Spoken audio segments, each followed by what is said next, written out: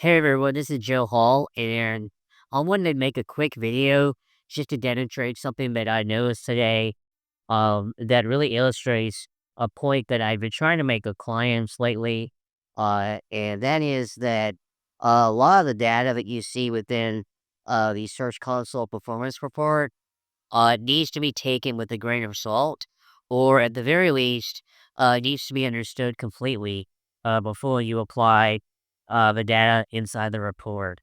And the biggest component of this report that I see people misunderstand or not really fully appreciate is that all of these metrics, whether it be like total clicks, impression, CTR, and average position, all of them are fundamentally based on the total impressions metric.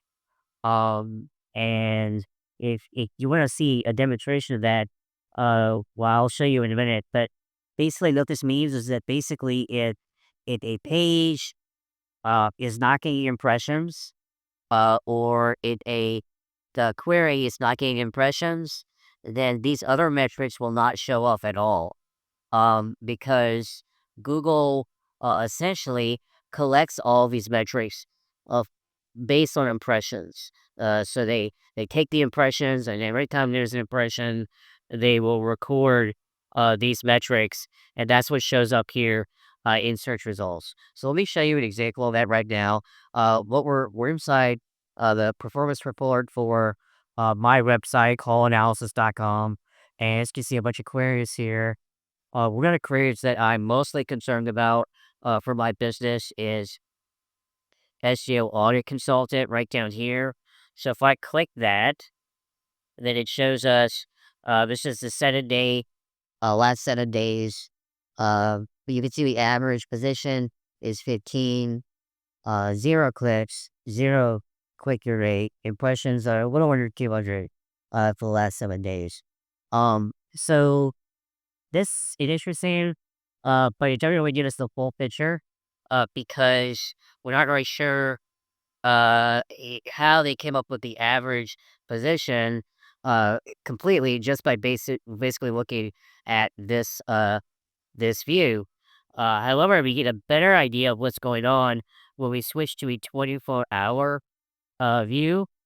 So we click 24 hours right here, up in the time thing right here, and we can now start to see how this data is not exactly completely the full picture. And so the reason is because you can see here that sometimes in the middle of the night, like after 10 p.m., there are zero impressions for this query. Um, and you can also see at that same time period, there is zero position as well.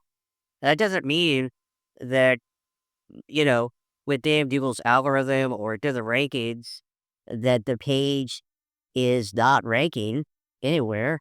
It just means that it is searching using that query, and so therefore it's not being recorded.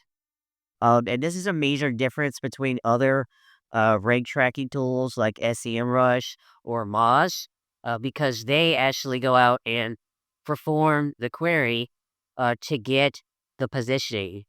And so it's not based on impressions. It's just based on, you know, they then checking the results through an automated process. And now for this example, this, is not truly indicated of any sort of thing that I need to be concerned about or worry about.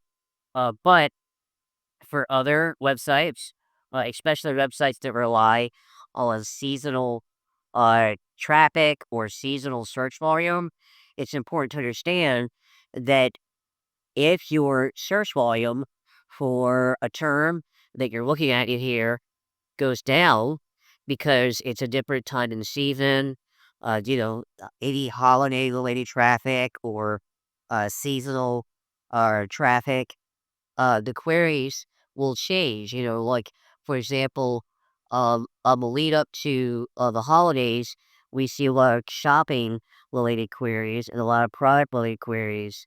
as we get closer to Christmas. And so therefore, because there's higher search volume for those terms, the average positioning within Search Console will be more accurate because there's more data. There's more people searching for those keywords, and therefore the average will be more accurate because there's more impressions. In the same regard, the real estate industry will have uh, increased search volume in the spring or summer months because more people are buying real estate during those months. And so, therefore, the average positioning uh, for those terms are more accurate in the spring and summer.